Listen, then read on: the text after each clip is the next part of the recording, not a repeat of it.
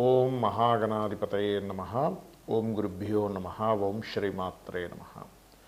అరుణాం కరుణాతరంగితాక్షీం ధృతపాశాంకుశపుష్పబాణచాపాం అనిమాదిభిరావృతాం మయూకైః అహమిత్యేవ విభావయే భవానీం. శ్రీమాత్రే నమః. ప్రేక్షకులకి ఆ లలితాంబిక అమ్మవారి యొక్క అనుగ్రహం పరిపూర్ణంగా కలగాలని మనస్ఫూర్తి కోరుకుంటూ మనం ఈరోజు డిసెంబర్ మాస ఫలితాలు, ఈ డిసెంబర్ మాస ఫలితాల్లో పర్టికులర్గా ఏ రాశి వారికి ఎలా ఉండబోతుంది అంటే, పర్టికులర్గా మీ రాశి వారికి రాశి తెలిస్తే రాశి చూసుకోండి, లేదు లగ్నం తెలుసు అనుకుంటే లగ్నం చూసుకోండి.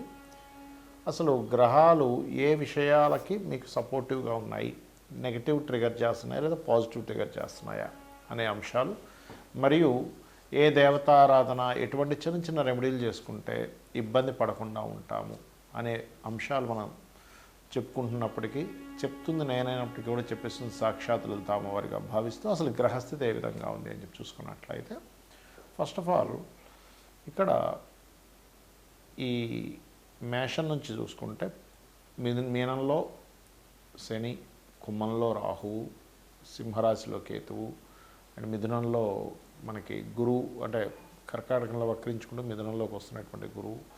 అదేవిధంగా వృశ్చిక రాశిలో రవి, కుజ, శుక్రులు ఉన్నారు. కాకపోతే ఈ కుజుడు 7వ తేదీ నుంచి మారిపోతున్నాడు. తులలో ఉన్నటువంటి బుధుడు అదే రోజు వృశ్చికంలోకి వస్తున్నాడు. రవి 16వ తేదీ ధనస్సులోకి వెళ్ళిపోతున్నాడు. రవి కుజులు ధనస్సు రాశిలో కలిసి ఉంటున్నారు. అదేవిధంగా శుక్రుడు 20వ తేదీకి మారుతున్నాడు. ఈ యొక్క గ్రహస్థితిని అనుసరించి ద్వాదశ లగ్నముల వారికి, లగ్నం తెలియని రాశుల వారికి ఏ విధంగా ఉందనే విషయం మనం తెలుసుకుందాం. ఇదన్నిటికీ స్టార్టింగ్ 1.5 మినిట్ వచ్చిందా. సింహం వారికి కనుక చూసుకున్నట్లయితే మీకు లగ్నంలో కేతు సంచారం, కొంచెం తెలియని ఒక వైరాగ్యము, స్పిరిచువల్ సైడ్ వెళ్ళడము, కొన్ని విషయాలు పట్టించుకోనట్టుగా వదిలేయడము, అలాంటివి కనబడుతూ ఉంటాయి మీకు. కాకపోతే ఇక్కడ ఏంటంటే, లోన్స్ కోసం ఎవరైతే ప్రయత్నం చేస్తుంటారో లోన్స్ లభిస్తాయి, అందులో ఎటువంటి సందేహం లేదు. ఆల్ ఆఫ్ సడన్గా లోన్స్ లేట్ అవ్వడం మొత్తం మీద లభిస్తాయి. భూముల మీద లేనట్లయితే ప్రాపర్టీస్ సంబంధంగా అమ్మడం, కొనుగోలు చేయడం, రైతులకి కొంత స్ట్రెస్ ఉన్నప్పటికీ ఫైనాన్షియల్ గ్రోత్ కూడా ఇస్తున్నాడు ఇక్కడ. అయితే ఎప్పటి నుంచి 7th నుంచి, because of second lord 7th నుంచి 4th హౌస్ ప్రాపర్టీస్ అండ్ రైతు సంబంధించిన వాటి మీద తిరుగుతున్నాడు కాబట్టి. అలాగే మరొక విషయం ఏంటంటే, ఇక్కడ గమనించినట్లయితే ఈ పంచమాధిపతి గురువు ఎప్పుడైతే 12లో ఉంటూ 11లోకి వెళ్తున్నాడో, ఒక రకంగా చెప్పాలంటే కొన్ని ఐడియాలు, కొన్ని ప్లానింగ్స్ లాభసాటిగా మారనున్నాయి అని చెప్పచ్చు. విదేశీ సంబంధాలు వెతుక్కోండి, వివాహ సంబంధించినటువంటి అంశాలలో బాగుంటుంది. ఫారిన్ కంట్రీస్లో ఉండే వారే, ఎన్ఆర్ఐ లాంటి వాళ్ళే మీకు ఫండ్స్ అది కూడా ఇవ్వడం జరుగుతూ ఉంటుంది. అలాగే మరొక విషయం ఏంటంటే, ఇక్కడ గమనించినట్లయితే మీరు పర్టికులర్గా ఏదైతే పలానా ఇది చేస్తే బాగుంటుంది అని ప్రయత్నం చేస్తూ ఉంటారో, ఆ యొక్క ప్రయత్నం మీకు ఫుల్ఫిల్గా, కంప్లీట్గా మీకు సక్సెస్ అవ్వాలి అంటే మాత్రం మీరు నవగ్రహాల్లో కుజుడు, రవి గ్రహాల దగ్గర దీపారాధన చేయండి. అదేవిధంగా గణపతిని ఎక్కువగా ధ్యానిస్తూ ఉండండి. ఉదయం నిద్ర లేచిన వెంటనే గణపతి ధ్యానం చేయండి. అప్పుడు దానివల్ల ఏంటంటే కెరియర్ పరంగా కూడా బాగుంటుంది ఇలా కనుక చేయగలిగితే. చాలామంది నన్ను అడుగుతున్న అంశం ఏమిటంటే, గోచారంలో గ్రహస్థితి బాగోలేదు కానీ మన జన్మజాతకంలో బాగుంది, అప్పుడు ఎటువంటి ఫలితాలు వస్తాయి? అసలు జన్మజాతకంలో చూసి ఎటువంటి అంశాలు మనం నిర్దిష్టంగా, అంటే ఇది ఇలా చేస్తే బాగుంటుందని చెప్పొచ్చా అంటే ఖచ్చితంగా చెప్పొచ్చు. మరి గోచారానికి జన్మజాతకానికి ఏంటంటే, గోచారం ఈజ్ కాలం. మనం ఒక పని చేస్తున్నాం, ఒక బిజినెస్ చేస్తున్నాం, మార్కెట్లో దానికి డిమాండ్ ఉంది అన్నప్పుడు మనం ఎలా చేసినా బిజినెస్ వెళ్ళిపోతూ ఉంటుంది, ఎందుకంటే దానికి డిమాండ్ ఉందంటే. ఉదాహరణకి కోవిడ్ టైంలో మాస్కులు, శానిటైజర్లు ఈజీగా అమ్ముడుపోయాయి, ఎవరు పెట్టినా అమ్ముడుపోయాయి. కానీ ఆఫ్టర్ కోవిడ్ అయిపోయిన తర్వాత వాళ్ళు అమ్ముడుపోవాలంటే పోదు. ఎందుకు? కాలం అప్పుడు అనుకూలించింది, కాలం అక్కడ అనుకూలించలేదు. గోచార ఫలితాలన్నీ కూడా ఏంటంటే కాలం ఎలా ఉందని చెప్పేది.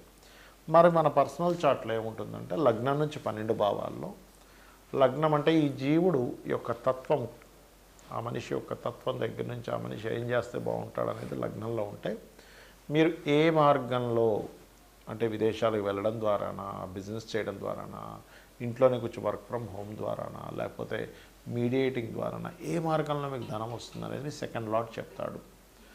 అది మీ పూర్వజన్మలో చేసుకునేటువంటి పుణ్యం ఆధారంగా ఆ పలానా ప్లానెట్కి వచ్చి ఆ ప్లానెట్ రిలేటెడ్ సంబంధమైనటువంటి రీడింగే ఆస్ట్రాలజీ. అలాగే అన్నదమ్ములతో ఉండే రిలేషన్స్, మీరు ఏదైనా ఒక ప్రయత్నం చేస్తుంటే అది ఎందుకు ముందుకు సాగట్లేదు అనేవన్నీ కూడా థర్డ్ హౌస్లో ఉంటాయి. మీరు ఏం చదువుకుంటే మంచిది. చాలామంది పిల్లలకు చూడండి, వాళ్ళకి పలానా చదివిస్తారు, కానీ వాళ్ళు తీరా ఎడ్యుకేషన్ కంప్లీట్ అయ్యాక అందులో సెటిల్ అవ్వలేక ఇంకొక సబ్జెక్ట్ తీసుకొని దాంట్లో వాళ్ళు మరలా నిష్ణాతులై ఇన్ని సంవత్సరాలు చదివినంత వేస్ట్ అయిపోతుంది. సో ఫోర్త్ లార్డ్ని బట్టి మీరు ఏం చదవాలి, ఏ డైరెక్షన్ గృహంలో ఉంటే మంచిది, మీ మదర్తో ఉండే రిలేషన్స్, మీరు ఎప్పుడు వాహనం తీసుకుంటే మంచిది, ఎప్పుడు గృహం తీసుకుంటే మంచిది, ఇవన్నీ 4th హౌస్లో ఉంటాయి. పంచమంలో మీ ఇమ్యూనిటీ, సంతానం సంబంధించిన విషయాలు, సంతానం ఏం చేస్తే అభివృద్ధి అవుతారు, ఫ్రెండ్స్తో మీరు ఎంతవరకు ఉండొచ్చు, ఎలాంటివి చేయొచ్చు, ఎలాంటివి చేయకూడదు. అలాగే రుణరోగ శత్రువులను 6th హౌస్లో ఉంటుంది. సో 6th హౌస్ని బట్టి మీకు ఎటువంటి హెల్త్ ఇష్యూస్ వచ్చే ఛాన్సెస్ ఉన్నాయి, ఎటువంటి రుణాలతో ఎక్కువగా మీరు ఇబ్బంది పడే ఛాన్సెస్ ఉంది, శత్రుత్వాలు ఎప్పుడు వస్తాయి, ఆ శత్రుత్వాలు తగ్గడానికి ఏం చేయాలి. సో ఎప్పుడు కూడా 6th హౌస్ డియాక్టివ్ అయిపోవాలంటే 5th హౌస్ మనం యాక్టివ్ చేయాలి ఆ రకంగా.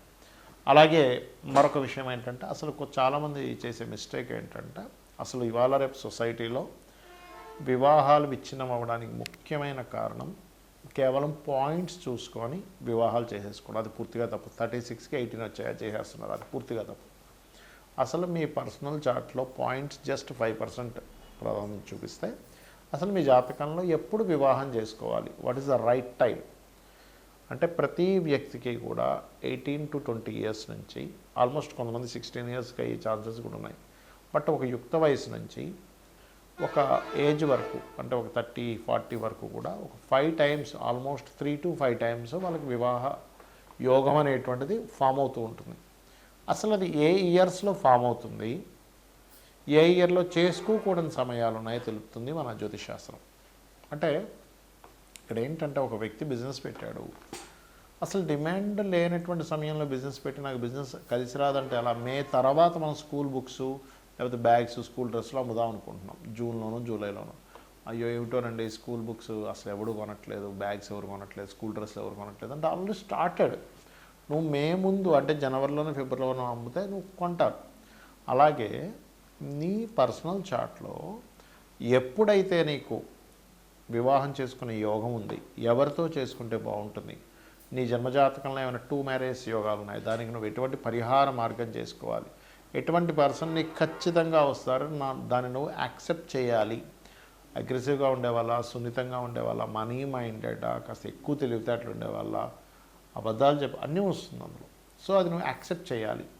అలాగే అదొకటే కాకుండా వృత్తి కానివ్వండి, వ్యాపారం కానివ్వండి, ఇన్వెస్ట్మెంట్స్ కానివ్వండి, విదేశాలకు వెళ్ళడం కానివ్వండి, ఇలాంటి అన్ని అంశాలు కూడా చాలా స్పష్టంగా మనం ఇందులోకి వెళ్తే ఈ పని చేస్తే హ్యాపీగా ఉంటాము. ఎందుకంటే ఫైనల్గా అందరికీ కావాల్సింది హ్యాపీనెస్. సో హ్యాపీగా ఉంటామనేటువంటి విషయాన్ని నువ్వు దేన్ని యాక్సెప్ట్ చేయాలి, నీ పూర్వజన్మ కర్మ ఏమిటి,